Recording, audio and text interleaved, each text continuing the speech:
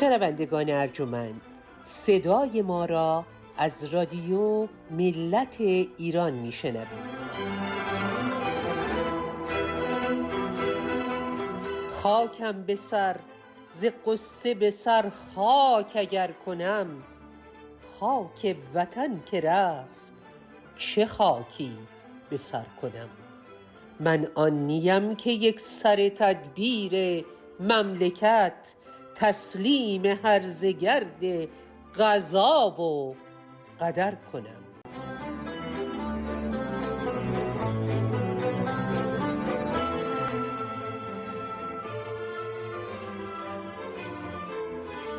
شنوندگان ارجمند، صدای ما را از رادیو ملت ایران میشنوید. با درود برنامه را آدینه ساعت 9:30 شامگاه ایران به تاریخ 24 بهمن ماه سال 2584 برابر با 13 فوریه 2026 به شما تقدیم می کنیم. شما 29مین برنامه یک ساعته فصل جدید رادیو ملت ایران را می شنوید. در مجموع برنامه جمعه این هفته با شما اخبار و تحولات ایران و جهان را از نگاه متخصصین و نوشتارهای کارشناسان و شخصیت‌های آگاه ایرانی بین المللی میشنوید. کلیه برنامه‌های رادیو ملت ایران از تحلیل و تفسیر شخصیت‌های برجسته و نشریات و کلیه رسانه‌های ایران و جهان جمع‌آوری می‌گردد. شما را به شنیدن 29مین برنامه فصل جدید رادیو ملت ایران دعوت می‌کنیم. به کوروش، به آرش، به جمشید قسم، به نقش و نگارم تخت جمشید قسم. ایران همی قلب و خون من است، گرفته ز جان در وجود من است.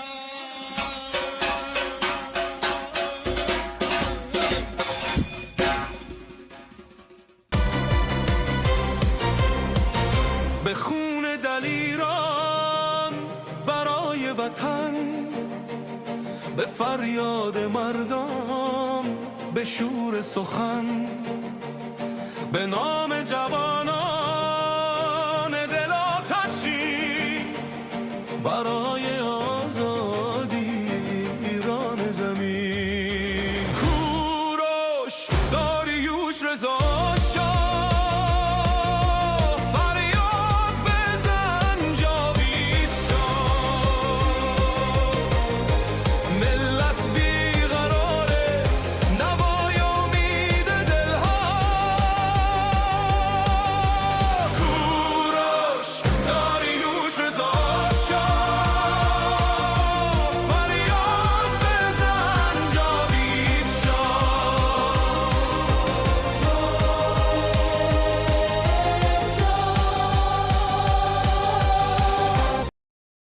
من فقط ناشی از قدرت شماست و قدرت شما قدرت یک پارچگی ملت ایران است. این خونهایی که در راه وطن ریخته شد، تمام گلهای سرخی است که در مزرعه ایران رویده و بدان زیبایی بخشیده است.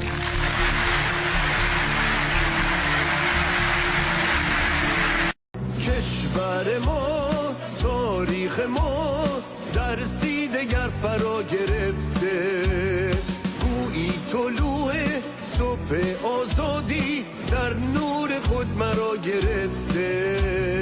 اکنون سرودی سر میدهم باز فارغ از رنج و تشویش. ایران غرق انقلاب است، پیش به پیش به پیش. ایران غرق انقلاب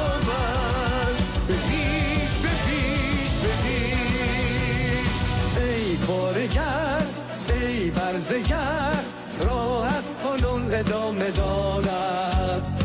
در این زمان که شور پیروزی از هر سو بر تو میبارد، پس پیش به سوی آبادی از بحر خزر تا کیش، ایران مرد انقلاب است. به پیش به پیش به پیش، ایران مرد انقلاب است. به پیش به پیش به پیش.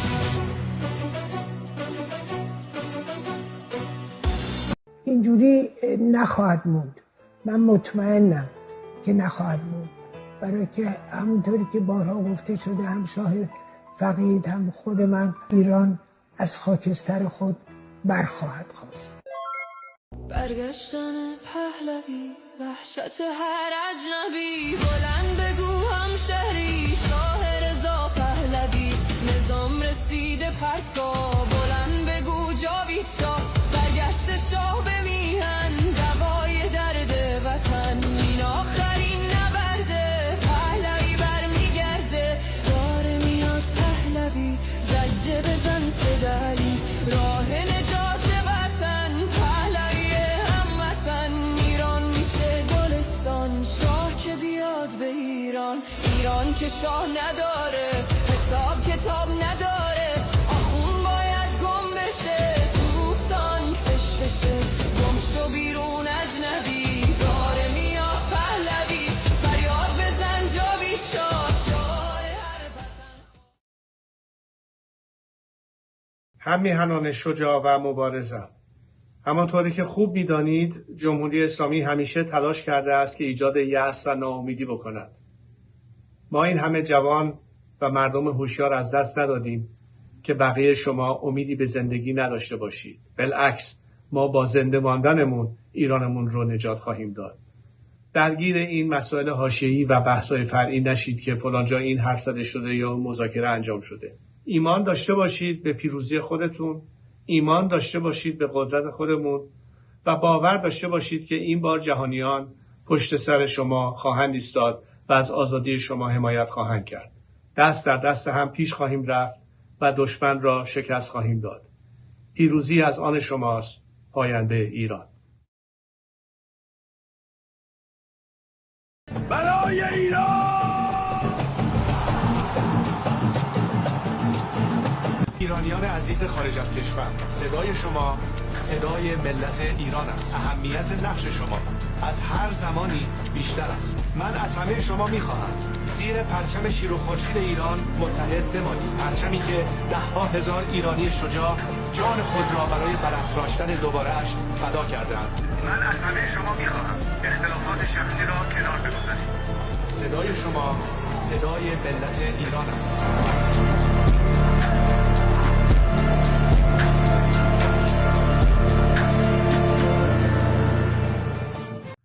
هم میهنان عزیزم در سرتاسر جهان، میدانم که همگی شما خودتان را دارین آماده میکنین برای برگزاری مراسم باشکوهی در روز 14 فوریه که در پیش داریم، در همبستگی با انقلاب شیر و خورشید مردم ایران.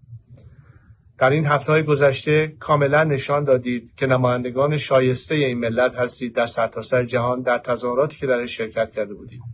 این بار نیز از شما میخواهم که با همون رفتار شایسته و با دیسیپلین کامل این حرکت را انجام بدهید. حواستون به حاشیه سازان باشد. یک صدای خودتون رو و انضباط خودتون رو به کار بگیرید و بدانید که این پیام شما به هم‌میهنانمون در داخل و به سرتاسر جهان بار دیگر انعکاس داده خواهد شد. خسته نباشید و امید پیروزی ملت ایران.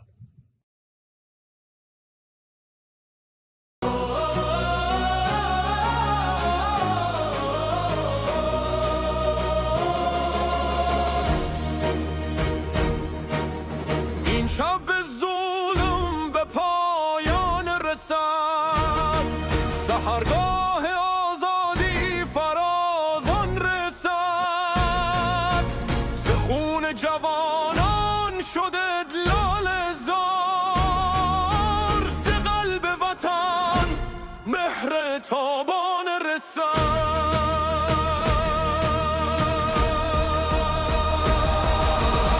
این آخرین نبرد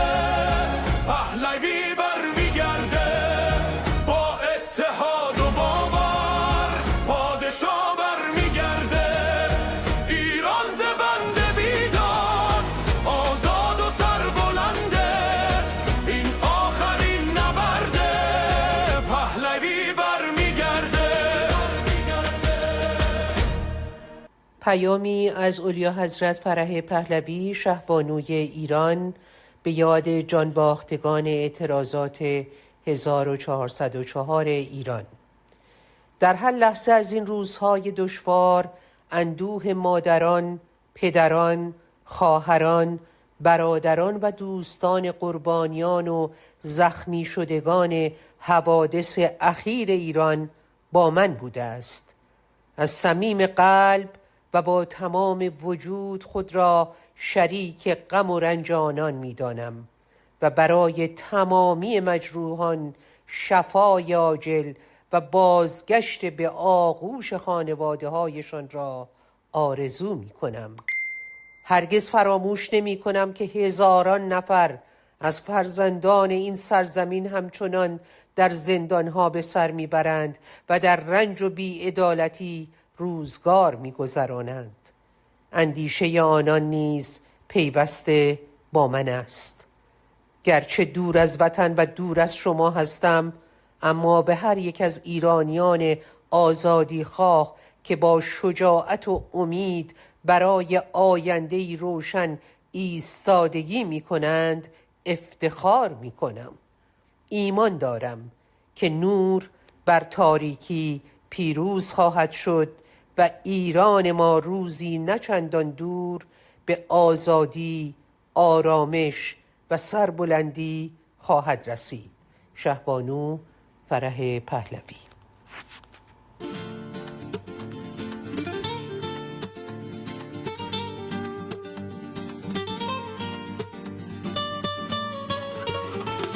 توی مادر، توی عشق و توی ما،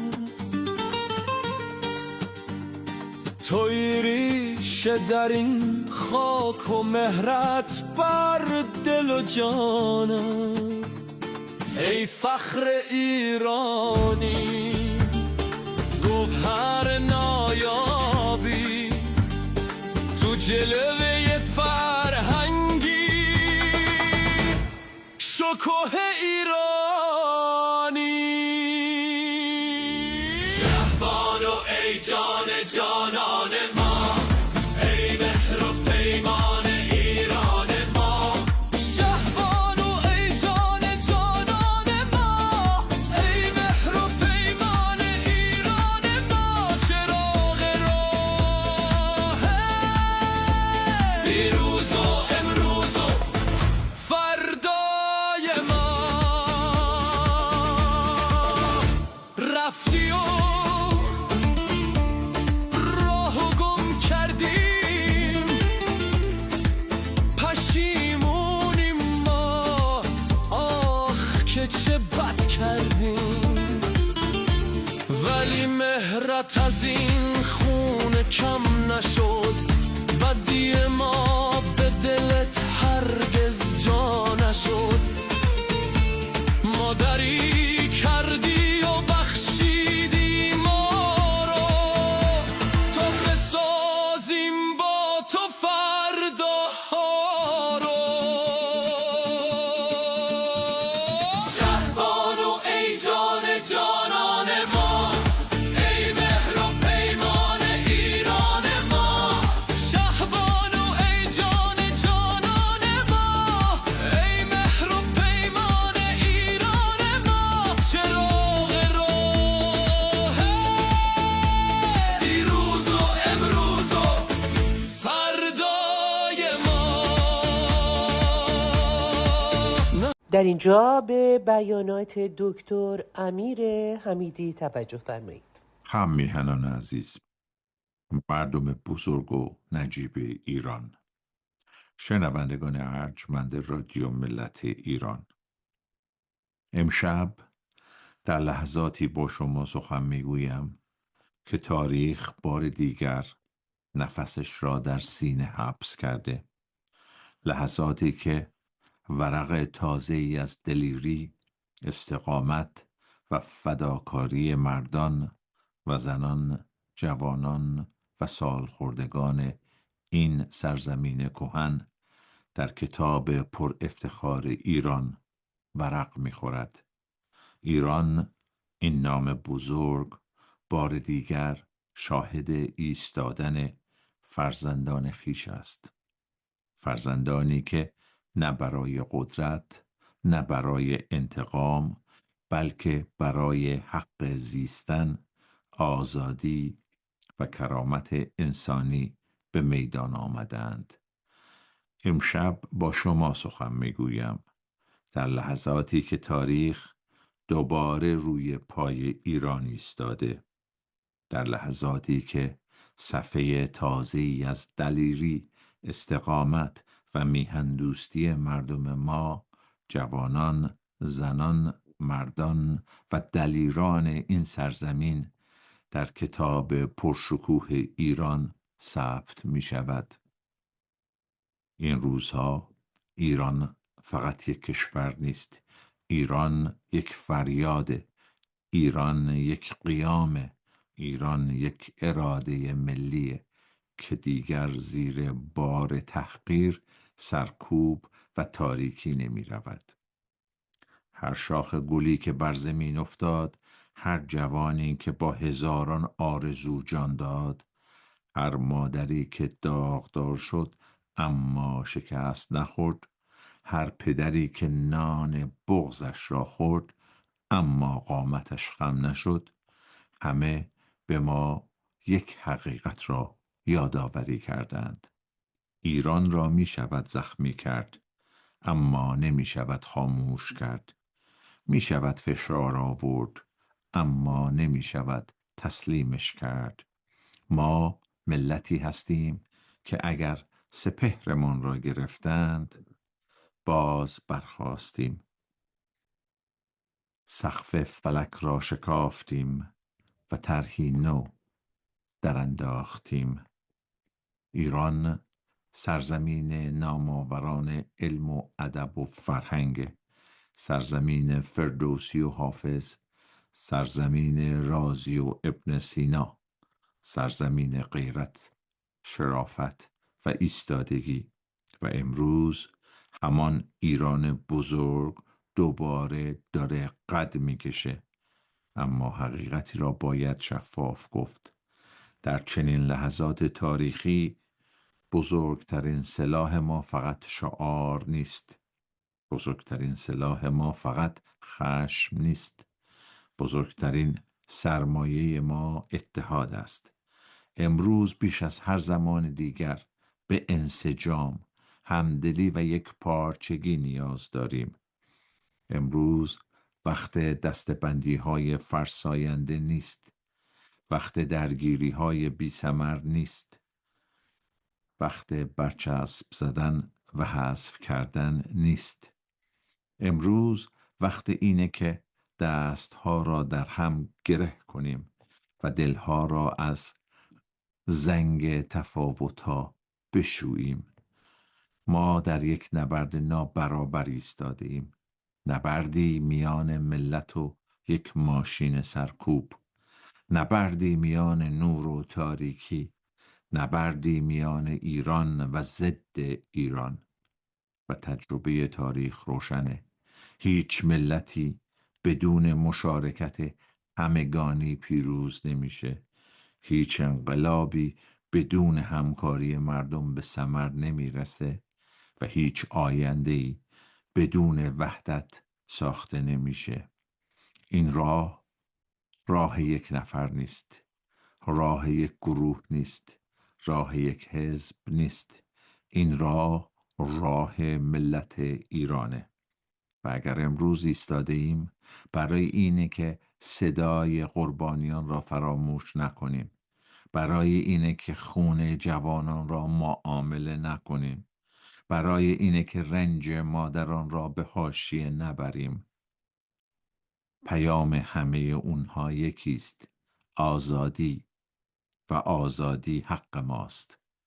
نه لطف کسیست، نه بخشش هیچ قدرتی، نه وعده هیچ مذاکره‌ای. آزادی را ملت میگیرد با شجاعت، با هزینه، با اتحاد. امشب با احترام به خواست همه عاشقان ایران میگویم: هر کس در این تاریخ دلش برای ایران تپیده محترم است. از پادشاه فقید محمد رضا شاه پهلوی تا تک تک میهم پرستانی که با قلم، با فریاد، با زندان، با تبعید و با جانشون برای ایران ایستادند. امروز معیار ما یک چیزه: ایران. برای عبور از این پیچ تند تاریخ ما فقط یک راه داریم: به ایران بیندیشیم، نه به اختلافا، نه به غرورهای کوچک، نه به رقابتهای فرسوده، نه به بازیهایی که فقط دشمن از آن سود میبرد. امروز باید به هم یادآوری کنیم وقتی ملت متحد شود، هیچ نیرویی، هیچ سپاه، هیچ دستگاه امنیتی، هیچ زندان، هیچ اعدام، هیچ تهدیدی نمیتواند آینده را از او بدزدد. ما امروز در آستانه پایان دروغ‌ها ایستاده ایم، در آستانه یک ایران نو، یک ایران آزاد، سکولر و دموکراتیک، یک ایران آباد، امن و سربلند. و امشب با صدایی رسا، روشن و بی تردید میگوییم: این آخرین نبرد است، نبردی که در آن ملت پیروز می شود، نبردی که در آن ایران دوباره برمیخیزد، نبردی که در آن امید از خاکستر بیرون می آید.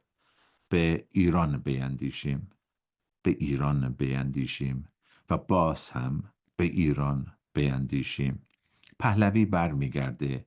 جاوید شاه، پاینده ایران.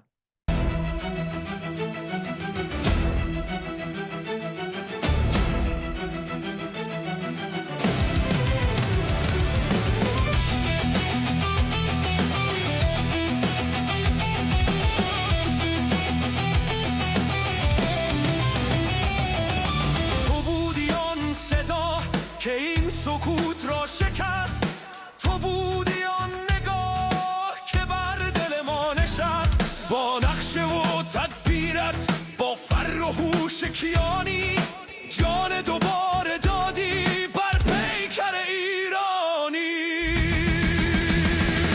ای نابغه دوران، ای شهریار ایران، توی رد این شب به تار، توی نور جاویدان. هزاران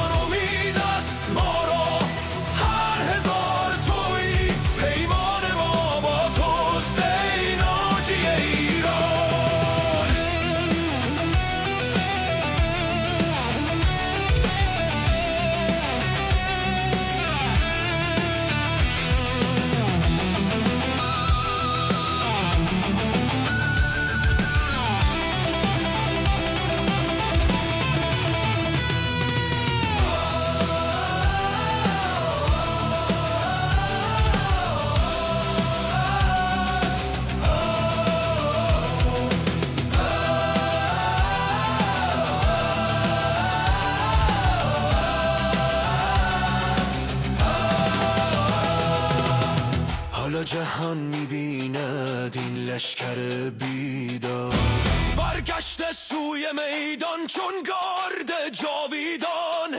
قسم خوردی نسل آریایی، یا مرگ در این میدان یا با تو رهایی، یا مرگ در این میدان یا با تو رهایی. ای نابغه دوران، ای شهریار ایران، توی رد این شب به تار، توی نور جاویدان. هزاران امید است ما را، هر هزار توی پیمان ما با توست ای ناجی ایران. ای نابغه دوران، ای شهریار ایران، توی رد این شب به تار، توی نور جاویدان. هزاران امید است ما را، هر هزار توی پیمان ما با توست ای ناجی ایران.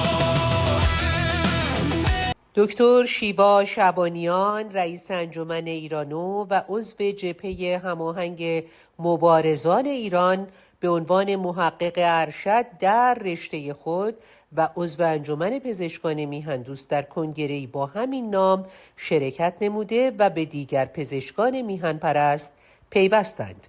این کنگره در تاریخ 7 فوریه 2026 انجمن پزشکان میهن پرست ایران به رهبری پروفسور سیروس میرزایی، دکتر مینو رحیمی و دکتر آتش مجلسی اولین کنگره خود را در وین اتریش برگزار کردند. دکتر شیوا شعبانیان رئیس انجمن ایرانو به عنوان عضو انجمن در این کنگره شرکت داشتند. این کنفرانس قبل از انقلاب شیر و خورشید برنامه ریزی شده بود. ضرورت برگزاری این کنگره نقش مهمی در تقویت وحدت و همدلی بین مردم با پیشینه‌های سیاسی، اجتماعی و ایدئولوژیک متنوع داشت. این کنگره به بسیج ایرانیان از سراسر جهان کمک کرد تا از کشورها و شهرهای مختلف سفر کنند و نه تنها در خود کنگره بلکه در تظاهرات عمومی که تاریخ 8 فوریه 2026 توسط گروه‌های سیاسی مختلف فعال در وین اتریش برگزار شد شرکت کنند. دوربین‌های ژورنالیست‌ها به روی شماست. مردم ایران، دیپلمات‌ها و سیاستمداران 14 فوریه در مونیخ هستند. اون چیزی که مهم هست یک ملت، یک پرچم، یک پیام.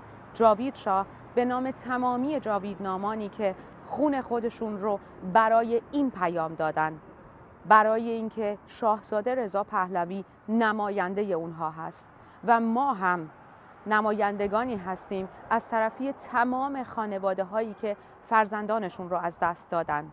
14 فوریه روزی است که ایرانیان تاریخ رو رقم میزنن و به دنیا میگن سرنوشت ما به دستان ما نوشته می شود. منتظر همه شما هستیم 14 فوریه.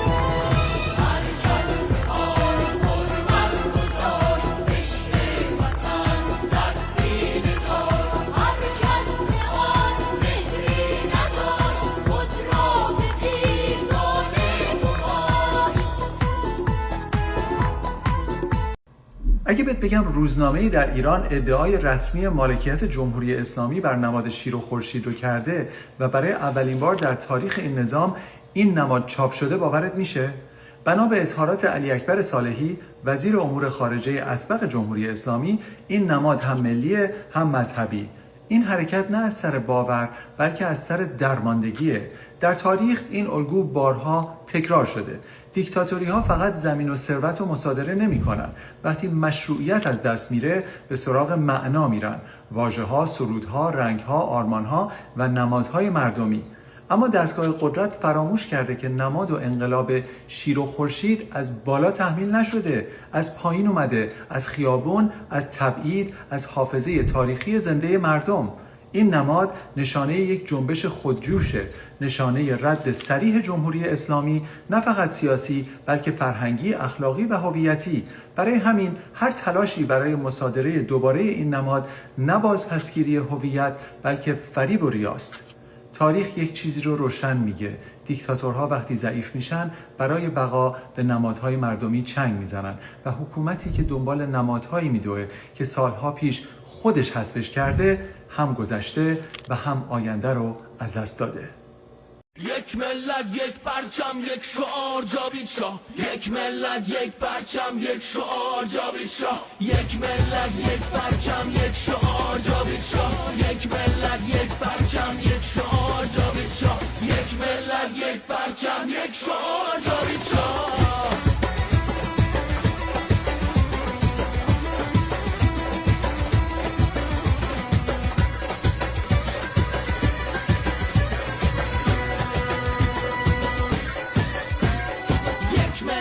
یک پرچم یک شعار جاوید شاه، یک ملت یک پرچم یک شعار جاوید شاه، یک ملت یک پرچم یک شعار جاوید شاه، یک ملت یک پرچم یک شعار جاوید شاه. آرش کمانگیر، الگوی ماندگار و وجدان جاودان برای ایرانیان در هنگامه‌های سخت و دشوار. تاریخ ایران فراز و نشیب‌های فراوان به خود دیده است. چهره‌های تاریخ که در دیرینه‌های تاریخ آفریده و پرورده می‌شوند، در هنگامه‌های دشوار زان سپسان به یاری ایرانیان می‌آیند. آرش یکی از خوشنگارترین چهره‌هاست. در آن هنگام که مردم به سردی، افسردگی می‌گروند، در بنبست می‌مانند، آرش سر بر می آورد از سینه تاریخ، از برم دیرینه فرهنگ ایران. در آن روزگاران، در زمان منوچهر، سپاه ایران در نبرد با تورانیان به بنبست در می افتد. تورانیان دست فراز دارند و ایرانیان دست فرود. برای رهایی از این بنبست اندیشه ها می آید که باید مرز ایران آشکار شود، آن هم با افکندن تیر. هر دو سوی میپسندند. این سخن به میان ایرانیان می رود: باید مرز ایران روشن‌تر شود. و نیز گفته می شود که باید دورترین مرز ایران دانسته شود. آن هنگام اگر تیری افکنده شود و این تیر به دوردستترین مرز ایران برسد، جان تیرافکن نیز باید در آن تیر نهاده شود. کیست که چنین کند؟ این پرسش در میان ایرانیان، شهسواران، سربازان می رود. هر یکی از خویش می پرسید کیست که چنین کند؟ در این هنگام آرش از میان مردم برآمد، با مردم و شهریار ایران منوچهر گفت که من چنین کنم، و سپس روی به مردم و منوچهر شهریار کرد که من خودآگاهم و میدانم و از وجدان میهنی برخوردار هستم.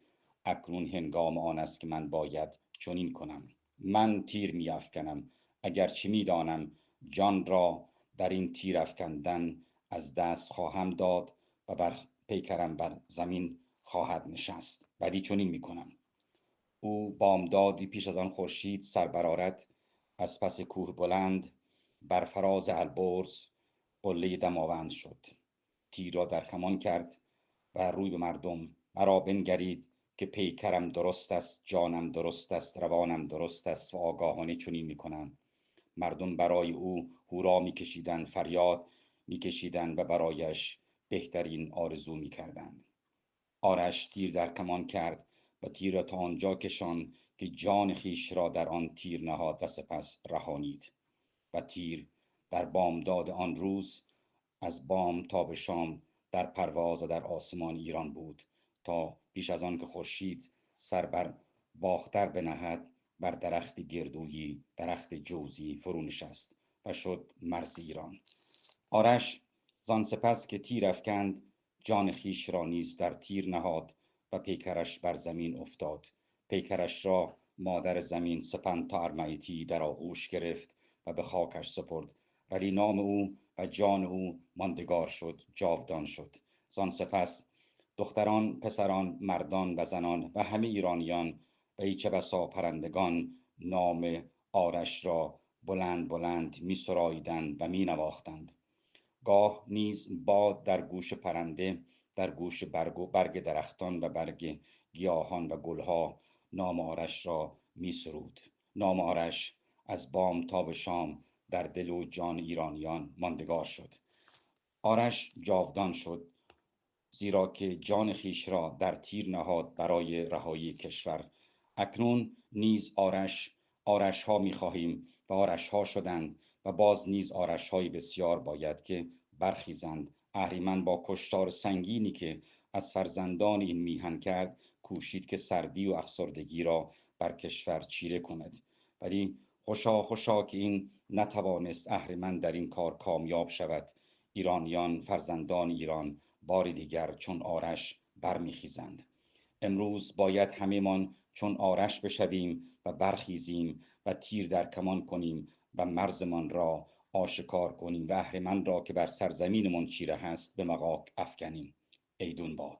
وای اگه کمون آرش بشکنه به دست کینه، وای اگه دوباره شیرین مرگ فرهادو ببینه، دیگه از غرور این خاک چی میمونه واسه بچه های البرز چه کسی قصه میخونه.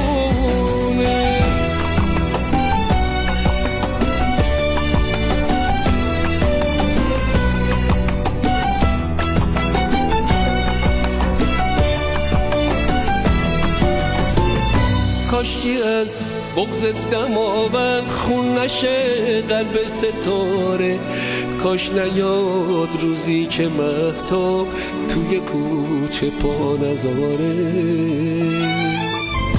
کاشکی از چشمای مجنون خواب لیلی رو نگیرن، کاش فرشته‌های عاشق توی آسمون نمیرن، توی آسمون نمیرن.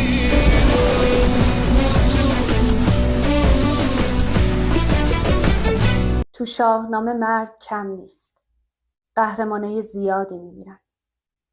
اما مرگ یه نفر هست که فردوسی باهاش مثل بقیه برخورد نمیکنه. اسم اون سیاوشه. سیاوش قهرمان جنگ نیست. قهرمان بیگناهیه. وقتی تصمیم به کشتنش میگیرن فردوسی صحنه رو طولانی نمیکنه. اما یه تصویر بهمون میده. یه تصویر که هیچ وقت آدمو ول نمیکنه. بزد دست و آن موی شاهان گرفت، به خواری کشیدش به روی. ای شگفت.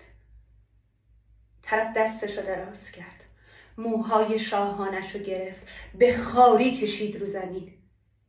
خواست شأنشو پایین بیاره، ولی سیاوش التماس نکرد، فریاد نزد، فقط از خدای خودش یه چیز خواست: ادامه. یکی شاخ پیدا کن از تخم من، چو خورشید تابنده بر انجمن، که خواهد از این دشمنان کین من، کند تازه در کشور آیین من. یعنی اگه منو کشتن، حقیقتو که نمیتونن بکشن. بالاخره یه شاخه از من سبز میشه و بعد مرگ. نه تو میدون جنگ، با دستای بسته. بیفکند پیل ژیان را به خاک، نه شرم آمدش زو به نیز و نه باک. یکی تشت زرین نهاد از برش، جدا کرد از آن سرو سیمین سرش. ایران سوگوار شد، سوگوار سیاوش بیگناه. همه شهر ایران به ماتم شدند. فردوسی اینو میگه اما بعدش مکث نمیکنه که غم تبدیل به سکون بشه. غمو میبره به سمت حرکت، به سمت دادخواهی. هزاران هزار بیت بعدش مینویسه که کیخسرو، همون شاخه‌ای که سیاوش گفت، برای کین خواهی پدرش تلاش میکنه و بعد پیروز میشه. آخرش قشنگه. بالاخره کیخسرو تمام کسانی که باعث شده بودن خون سیاوش بریزه رو کشت و نذاشت خون سیاوش بی صدا بمونه. مخدونم یه شوی میرم، کسی به دادم نیرسه. دم سولی که یه دین به گوش یارم میرسه. یاری بالای سرم تا که به جانم رته. نفسم دیر رسیدی، نفست خورته. یار یارم هم دیارم بیقرارم سی دلت. چه کنم از دیری تو بنالم سی دلت. نگاه به اشکم نکنیم، دلم سوخته. عبد یه چیزی گفت سوختم. گفت درد خیانت واسه اینه که از سمت دشمنت نیست. قصه نمک و نمکدونه. باید مادرزاد داشته باشی، باید تو خونت باشه. یاد گرفتنی نیست، مال شما ندارده. توفتون رو. سلام، نگران ما نباشید. ما خوبیم و خبری نیست، به جز کمی بوی آشنای خون که در کوچه ها و خیابان پیچیده. به جز کمی بوی فریاد، بوی رنج، بوی بغض و بوی حرفهای فرو خورده. مدت هاست که سردرگم و مبهوتیم و حرفمان نمی آید. ما فقط به رسم عادت و جبر زیستن ادامه می دهیم و دوام می آوریم. ما خوبیم، هنوز هم زنده ایم و زندگی نمی کنیم. هنوز هم هستیم اما حضور نداریم. شبیه به نهنگ های به ساحل زده و نمرده و مرگ همراهان و عزیزان خیش را دیده.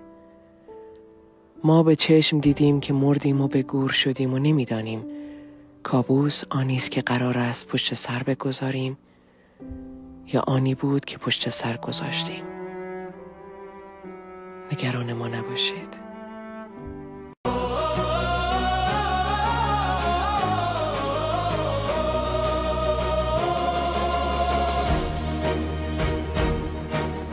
این شب ظلم به پایان رسد، سحرگاه آزادی فرازان رسد.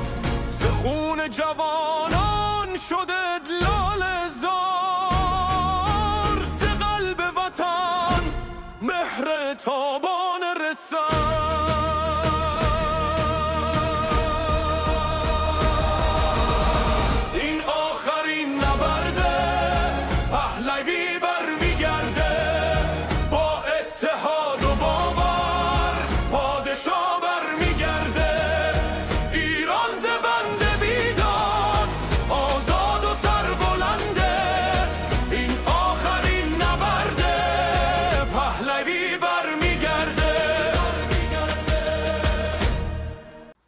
در مملکت ما ایران و در قرن 20 3 انقلاب رخ میدهد. انقلاب اول انقلاب مشروطیت است. انقلاب بیداری است. انقلابی است که مردم میخواهند از خواب 400 ساله خود بیدار شوند. عدالتخانه میخواهند. مجلس شورای ملی میخواهند. نمایندگان خود را در مجلس طلب میکنند. مشروطه پادشاهی میخواهند. انقلاب دوم انقلاب سفید است. انقلابی که از تمام دستاوردهای دوران مشروطیت و از تمام دستاوردهای دوران رضاشاه بزرگ بهره میگیرد و به صورت کارنامه از دوران پهلوی به دست مردم تقدیم می‌گردد. دوران محمد رضا شاه پهلوی است. دورانی که بیش از 10 میلیون دانش آموز و دانشجو در سراسر کشور در حال تحصیل هستند. زمانی است که زنها بر سر تمام مشاغل سیاسی و اداری هستند، وکیل هستند، وزیر مملکت هستند. زمانی است که کارگران در سود سهام کارخانه ها سهیم می شوند. زمانی که ارباب و رعیتی لغو می گردد و درست در این زمان است که انقلاب سیاه از راه می رسد. نظرش آن است که تمام این دستاوردها را از بین ببرد و ریشه را بکند، اما نمی تواند، زیرا بذری که در دوران پهلوی ریخته شده بود دانه دانه حتی در دوران پس از انقلاب و حتی در میان فرزندان انقلاب به ثمر می رسد، تا جایی که مردم فریاد برمی آورند، همان جوانان فریاد برمی آورند روحت شاد رضا شاه. و این پاسخ به تاریخ است. خانم آقایون با هم باشیم تا گم نشیم.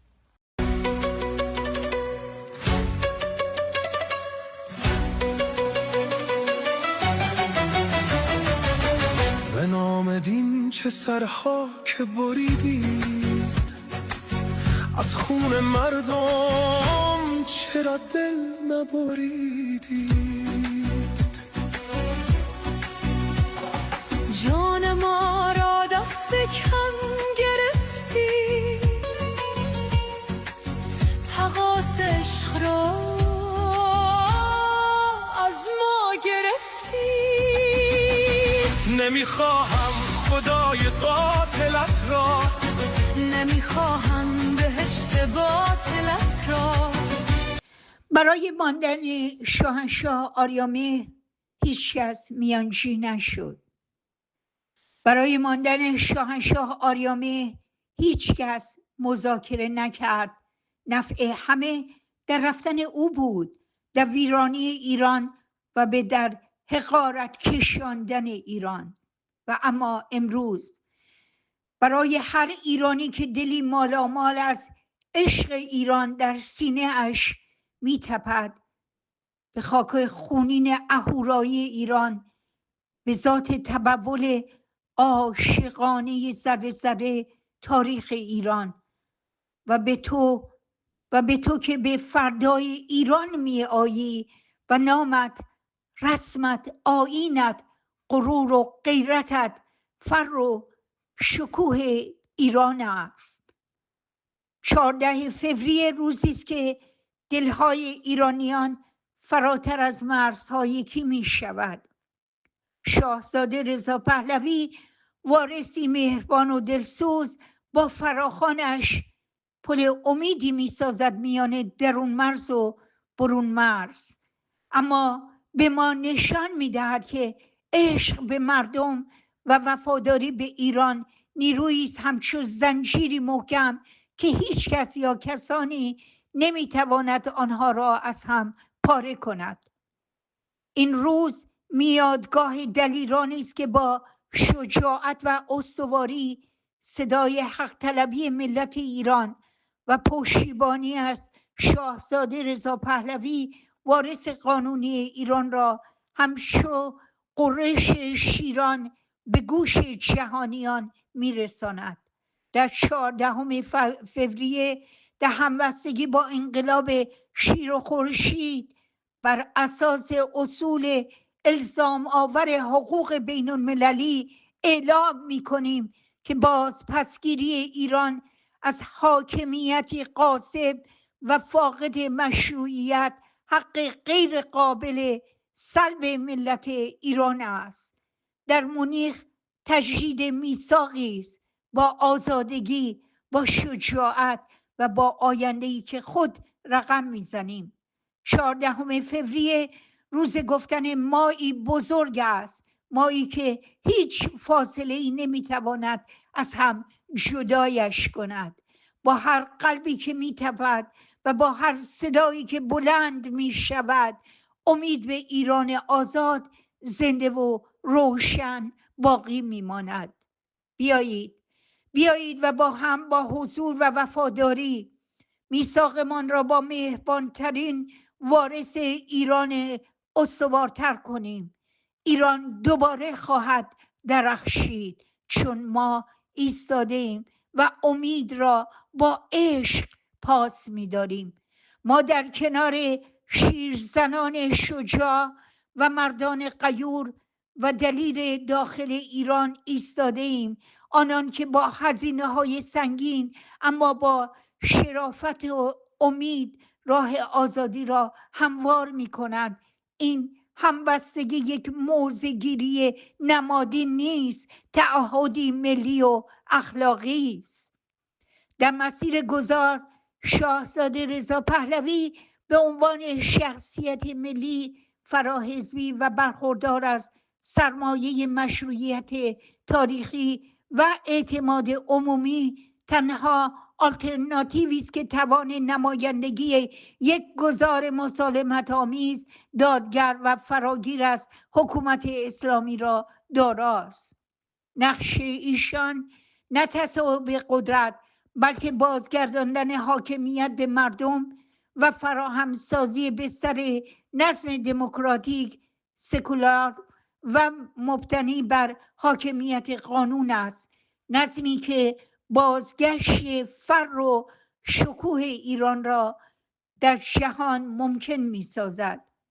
از دولت‌ها و نهادهای اروپایی می خواهیم در پایبندی به تعهدات حقوق بشر، آزادی و دموکراسی، حمایت علنی و مسئولانه خویش را از ملت دلیر ایران و نماینده گذار ملی آن شاهزاده رضا پهلوی اعلام دارند. بی‌طرفی در برابر نقض گسترده حقوق بشر با مسئولیت‌های بین‌المللی سازگار نمی باشد. به آسمان همیشه آبی ایران، به خاک و خون اهورایی ایران، به ذات تبول عاشقانه ذره ذره تاریخ ایران و به تو که به فردای ایران می آیی. نامت، رسمت، آیینت غرور و غیرتت فر و شکوه ایران است و با هم ایستاده ایم و با هم ایران را پس میگیریم. این حق ماست. ایران را دوباره خواهیم ساخت. جاوید شاه، پاینده ایران. زنده و جاوید باد ملت قهرمان ایران. کاشکی یه بارون بزنه غم شهر رو به شوره ببره، اینجا شو که گیر افتادیم یه کمی زودتر بگذره. کاشکی شب یادش بره باز پشت کوها بمونه، یه خبری بشه بازم شادی به پیچه تو خونه. بگیم بخندیم هممون، بازی بیافته دستمون، چه خوب بچینه واسمون همون خدای رنگین کمون. یهو بگیره کارمون، فرقی نباشه بینمون. اونایی که نیستن بیان، چه جمعی میشه جمعمون.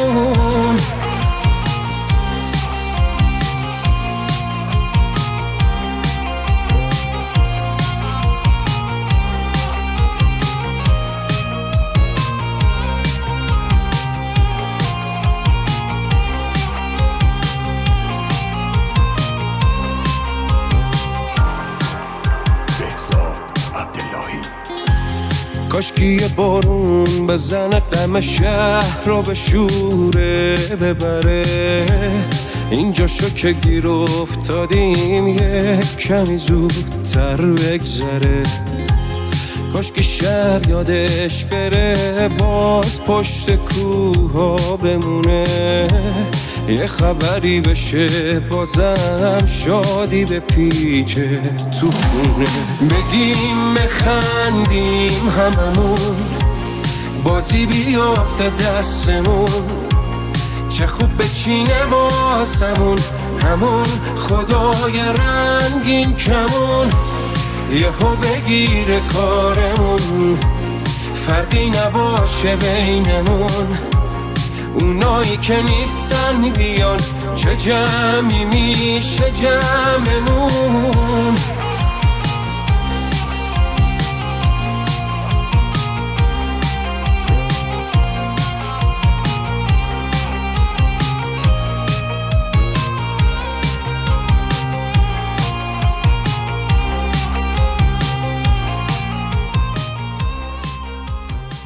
برای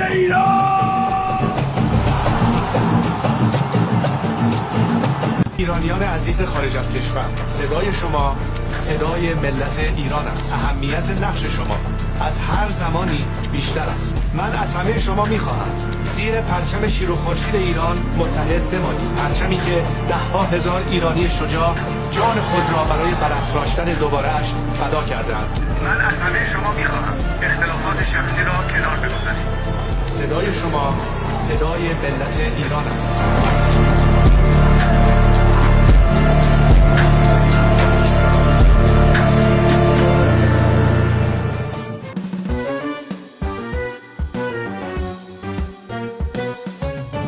سپید می شود، پرز امید می شود، که از تبار و ملک ما نور پدید می شود. داغ دل ترانه ها راه به خنده می برد، خدای سرزمین ما مژده به بنده می برد. ریشه به ساقه می رسد، میوه به شاخه می رسد، شاه به خانه می رسد، شاه جام جم سلام کن، به آسمان نگاه کن، همای خوش خرام ما به آشیانه میرسد.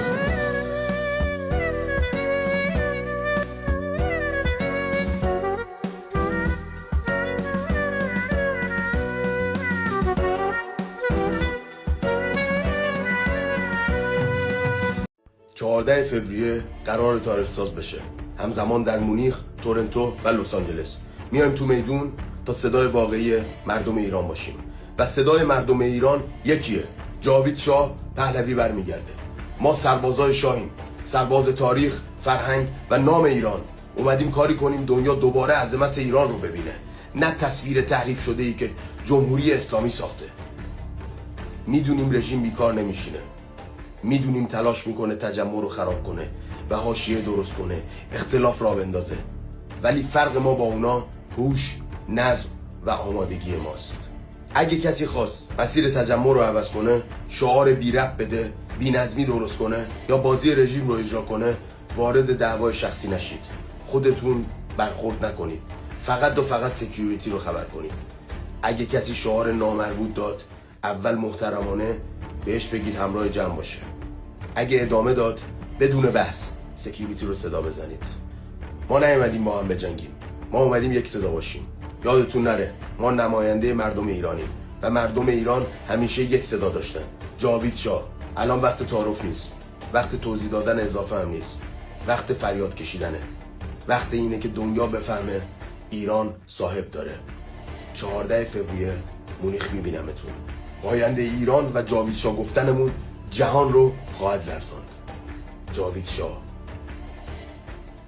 در اینجا 29مین برنامه فصل جدید رادیو ملت ایران را به پایان میبریم، با امید به آزادی و آبادی دوباره سرزمین جاودانمان. پاینده ایران، برافراز باد پرچم سرنگ شیر و خورشید نشان ایران، سرفراز باد ملت ایران. ای ارجمند ایران